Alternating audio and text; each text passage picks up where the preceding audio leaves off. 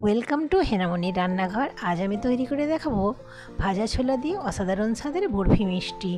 এটা তৈরি করতে গ্যাস জ্বালানোর কোনো প্রয়োজন হয় না, মাত্র 5 মিনিটেই তৈরি করে নেওয়া যায় এবং এটি খেতে এতটাই সুপার টেস্টি হয়, একটি খেলে আরেকটি খেতে ইচ্ছে করবে আর মুখে দিলেই মিলিয়ে যাবে।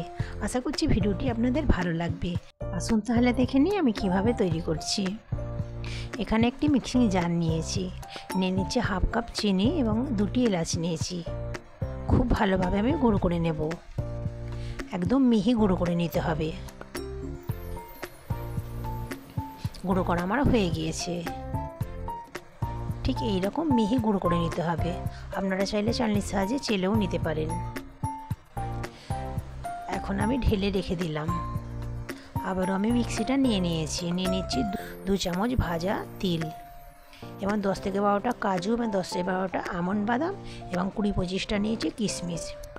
এরকম দরদরা মতো গুঁড়ো করে নিতে হবে। ঠিক এইরকম গুঁড়ো করে নিয়েছি, সাইডে রেখে দিলাম। আবারও আমি মিক্সিটা নিয়েছি।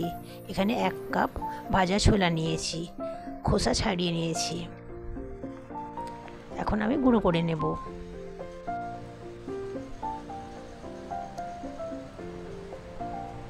গুঁড়ো করা আমার হয়ে গিয়েছে, ঠিক এই রকম গুঁড়ো করে নিতে হবে।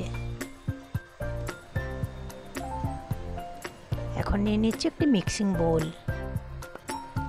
ঠিক এই রকম ঘি নিতে হবে। এখানে আমি 4 চামচ ঘি নিয়েছি। খুব বেশি গলানো ঘি নেওয়া যাবে না, আর খুব বেশি জমাট বাঁধাও ঘি নেওয়া যাবে না। ঠিক এই রকম ঘি নিতে হবে। আগে থেকে গুঁড়ো করে রাখা চিনি আমি দিয়ে দিচ্ছি। এখন একটি চামচের সাহায্যে আমি মিশিয়ে নেব। মেশাতে মেশাতে ঠিক এই রকম ক্রিমের মতো হয়ে যাবে। কয়েক মিনিট আমি ফেটিয়ে নিয়েছি, ঠিক এই রকম ক্রিমের মতো তৈরি হয়ে যাবে। এখন আমি গুঁড়ো করে রাখা ছোলা দিয়ে দিলাম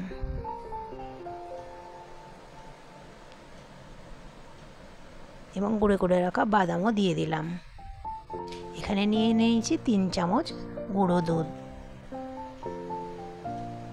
সব কিছু আমি ভালোভাবে মিশিয়ে নিচ্ছি।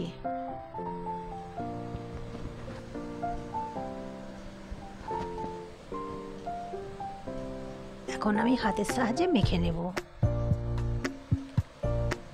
এখানে আমি ফ্রিজের ঠান্ডা দুধ নিয়েছি। দুধটা আগে থাকিয়ে জাল করে রাখা ছিল। একদম ঠান্ডা দুধ নিতে হবে। অল্প অল্প দেবো আর মাখতে থাকবো।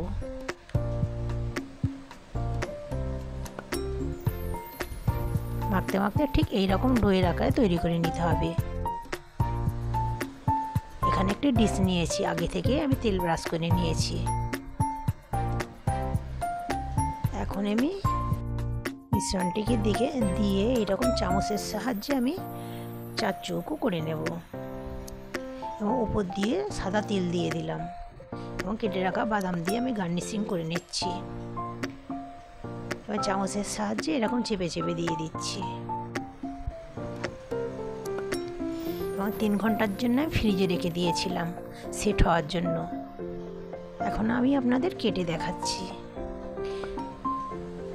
ভিডিওটি যদি ভালো লেগে থাকে লাইক কমেন্ট সাবস্ক্রাইব করতে ভুলবেন না, আর প্লিজ আমার চ্যানেলটিকে সাবস্ক্রাইব করে দেবেন। আর এই বরফি খেতে ভীষণই টেস্টি হয়। কাউকে যদি আপনি খাওয়ান, সে বিশ্বাসই করতে চাইবে না যে এটি বাড়িতে তৈরি করা। খুব সহজেই তৈরি করে নেওয়া যায়, 5 মিনিট মাত্র সময় লাগে।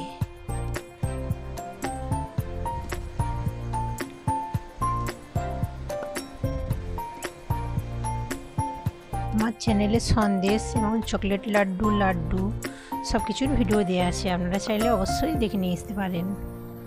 একটি ভেঙে আপনাদের দেখাচ্ছি। Thanks for watching.